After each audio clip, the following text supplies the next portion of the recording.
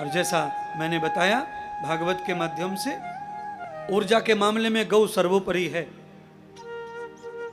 गाय का स्पर्श, गाय की निकटता, गाय के परिक्रमा, गाय के कोई भी चीज हमारे प्रयोग की है। बाकी राज्यों में तो छोड़ दो, पर आजकल महाराष्ट्र में तो एक चीज, एक क्रेज बन गया है शमशान में, गाय के कंडे पूज नहीं रहे, पूज। धुलिया और जलगांव 2 जिलों का तो मुझे पता है। कोई मर जाए, लोग जो है गाय के गौरी के लिए तड़पते फिर रहे हैं, तरस रहे हैं। अमनलेर में लोगों ने गाय के गोबर से शमशान में कॉन्ट्रैक्ट ले लिया है, पूरे दोनों जिलों में छाए हुए हैं, वो पूर्ति नहीं हो रही उनके पास से।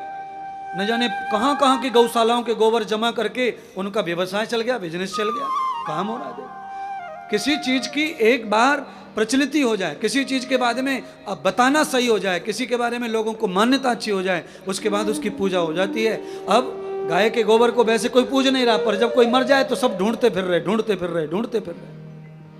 अरे मैं कह रहा हूं अमनलेर से क्यों मंगाना, अपने घर पे 2 गाय रखो और रोजाना 20 कंडे बनाओ, रोज गोरी बनाओ। जब भी दादा मर जाएगा अपनी छत पे से उतारो, जलाओ। क्या जरूरत है अमनलेर से मंगाने की? पर मुश्किल यह है कि घर पे कुत्ता पाल रखा है। गाय के गोबर में जल जाने से तुम्हारे दादा को कोई बैकुंठ नहीं मिल जाएगा, पर हाँ गाय के गोबर में ऑक्सीजन की मात्रा अधिक होती है, इसीलिए जलने वाले शरीर से निकलने वाला जो कार्बन डाइऑक्साइड है वो बहुत मात्रा में कम हो जाता है। इसीलिए गाय का गोबर बहुत उत्तम है, सीधा सीधा है। कंडे से मुक्ति नहीं मिलेगी किसी को, किसी कंडे से, गौरी से, गोपले से किसी के पाप नहीं कट जाएंगे, पर ऑक्सीजन लेवल होता है ना, तो कार्बन निकलता है मरे हुए शरीर से। और महाराष्ट्र में तो दुर्गति से जलाया करते थे टायर फायर डाल डूल के पहले कैरोसिन का तेल, ये हमने सब अपनी आंखों से देखा। मिट्टी का तेल डाल दिया, कहीं टायर डाल दिए काट के, जला रहे हैं, बड़ा मुश्किल। जो सुधरे लोग थे वो अलग प्रकार से जलाते थे, और जिनको बस पूरा करना है कार्यक्रम, बस वो तो 2 लीटर मिट्टी का तेल छिड़का लकड़ियों के ऊपर, गीली सूखी, और बस खत्म विषय, धुआं धुआं धुआं धुआं। अरे एक तो वैसे ही पाप करके मरा बेचारा, जलते जलते और पाप हो रहा है दुनिया भर का। जितने लोग आए जलाने वो भी पापी बन रहे हैं, धुआं उड़ रहा है, प्रकृति खराब हो रही है, वायु दूषित हो रहा है। इसीलिए उत्तम है गाय के गोबर के कंडे। चाहे किसी भी मजहब का आदमी अगर चिता में जलता है तो उसके लिए गाय के गोबर में बहुत ज़्यादा ऑक्सीजन होता है, बहुत ज़्यादा पवित्रता होती है और की अपेक्षा। कार्बन उसमें भी होता है, पर दूसरे तत्वों से गाय के गोबर में कम होता है। और यही शास्त्र है, कम से कम प्रदूषण हो उसका प्रयोग करें। हवन में लकड़ी से क्या धुआं नहीं निकलता? निकलता है, पर जिन लकड़ियों के धुएं से कार्बन ज्यादा होता है वो लकड़ी हवन में नहीं जलाते।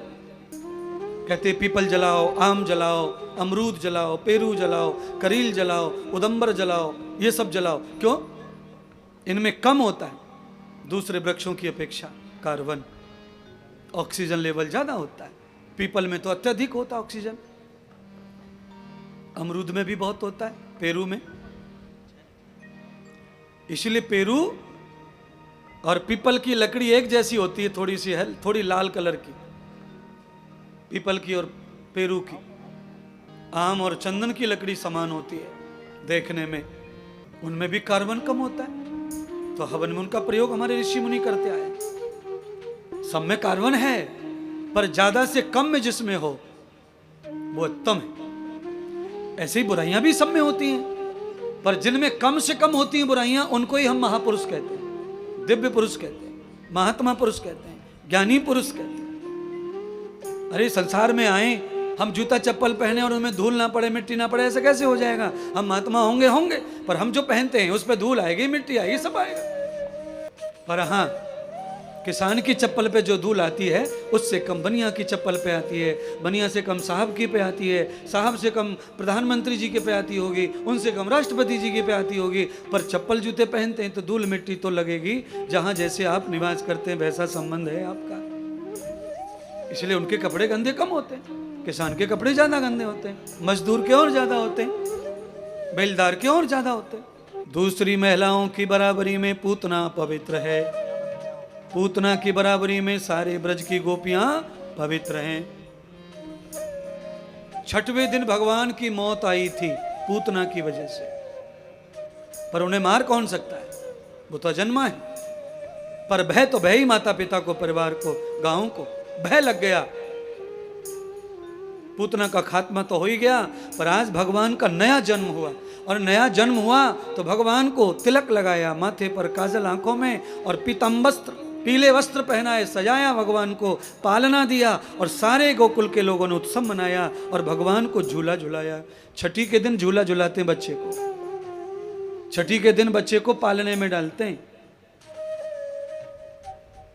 और आजकल तो ऐसी आग लगी है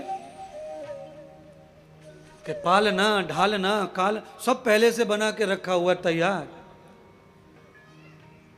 कपड़े लत्ते भी लोग हॉस्पिटल में लेके ही जाते हैं बच्चों के। डिलीवरी होगी शाम को 6 बजे और कपड़े ले लिए, सब ले लिया।